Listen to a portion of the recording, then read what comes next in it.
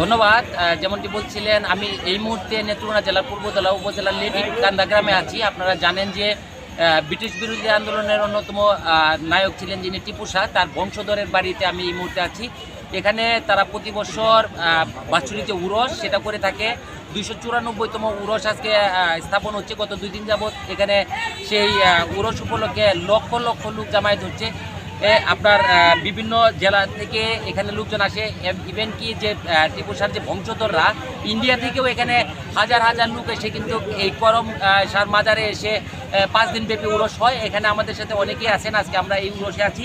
আপনারা জানেন যে এই উরসের যে উত্তরাধিকারী করম শাহর যে উত্তরাধিকারী শাহজাহান শাহ প্রিন্স, তিনি আমাদের সাথে আছেন। আসলে আপনারা তো প্রতি বছরই প্রোগ্রামটা করেন, আজকে কততম প্রোগ্রাম বা এই উপলক্ষে আপনারা কি কি করে থাকেন? ব্রিটিশ বিরোধী আন্দোলনের নেতা হযরত করম শাহ টিপু শাহ, ওনার বাবা ছিলেন আফগান জমিদার ছিলেন আফগান। ওখান থেকে চলে আসছেন গাজীপুর, ওনাদের নামকরণ হয় গাজীপুর। ওখান থেকে চলে আসেন উনি শেরপুর, যার নামে শেরপুর জেলা। ওখান থেকে ওনার ছেলে করম শাহ চলে আসেন সুশন দুর্গাপুর। ওখানে উনি 765 একর 2 পরগনার জমিদারির মালিক হন।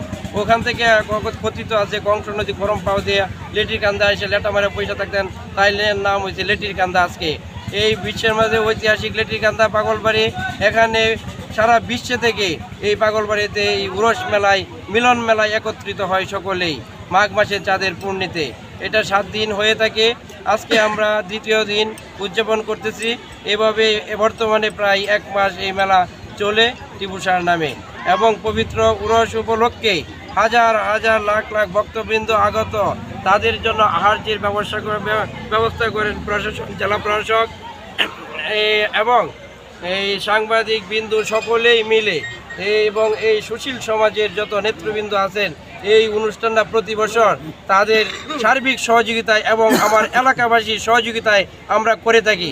এবং এই খরচ ছাড়াই যারা আমাদের করম শাহ টিপু শাহর ভক্তবৃন্দ এবং সুলতান গাজী বাবলু শাহর ভক্তবৃন্দ যেন এই সমস্ত খরচ লক্ষ লক্ষ টাকা তারা 3 দিন একটানা বিনা খরচে বিনা টিকিটে অন্য অন্য দরবার থেকে আলাদা এই পাগলপন্থীদের নিয়ে, পাগলপন্থী একটা সংগঠন এবং পাগলপন্থী একটা বিদ্রোহের নেতা ছিলেন টিপু শাহ, যিনি ইংরেজদের বিরুদ্ধে 2 বছর স্বাধীন রাজ্য স্থাপন করেছিলেন। 1823-24 সালে শেরপুর পরগনাকে স্বাধীন বলে আখ্যায়িত করেছিলেন।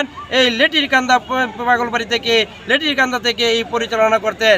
ওনারা জমিদার ছিলেন, কিন্তু আজ পর্যন্ত জমিদারির কোনো চিহ্ন নাই। মাটিতে বসে পরিচালনা করতেন জমিদারি, এবং বলতেন প্রতি একর 4 আনা খাজনা, আল্লাহর বাড়ি আল্লাহর জমি, খাজনা আবার কিসের? ইংরেজদের বিরুদ্ধে আবহাওয়া খরচ, মাতট খরচ এগুলো বন্ধ করে উনার নিজের নামে, টিপু শাহ নিজের নামে ভক্তরা চিহ্নি তুলাইতেন এবং উনাকে সুলতান মনোনীত করেছিলেন। আচ্ছা, আজকে কততম উরস এবং দর্শকের উদ্দেশ্যে 294তম উরস। এখানে মিলাদ মাহফিল ও আওয়াজ হয় টিপু শাহ যেটা করেছেন, এবং এখানে আমরা সবাই একত্রিত হয়ে আমরা এটা যেন দীর্ঘদিন, এবং জেলা প্রশাসক এবং মাননীয় যারা গভর্নমেন্ট বর্তমানে, তো ওনাদের কাছে সার্বিক সহযোগিতা চাই এটাকে উন্নয়ন করার জন্য। এবং এখানে লক্ষ লক্ষ লোক যেখানে যেন জমাতে হয়, একটা রাস্তার অভাবে লোকজন আসতে কষ্ট হয়। এবং এই এলাকায় এইটা সারা বিশ্বের মাঝে একটা লেটির কান্দা পাগলবাড়ি। ইংরেজদের বিরুদ্ধে ওনারাই সর্বপ্রথম এই ঘাটটি তৈরি করেছিলেন এবং উৎখাত করেছিলেন ব্রহ্মপুত্রের উত্তর পারে। ইংরেজদের ঢুকতে দেয় না, ঠিক না বেঠিক?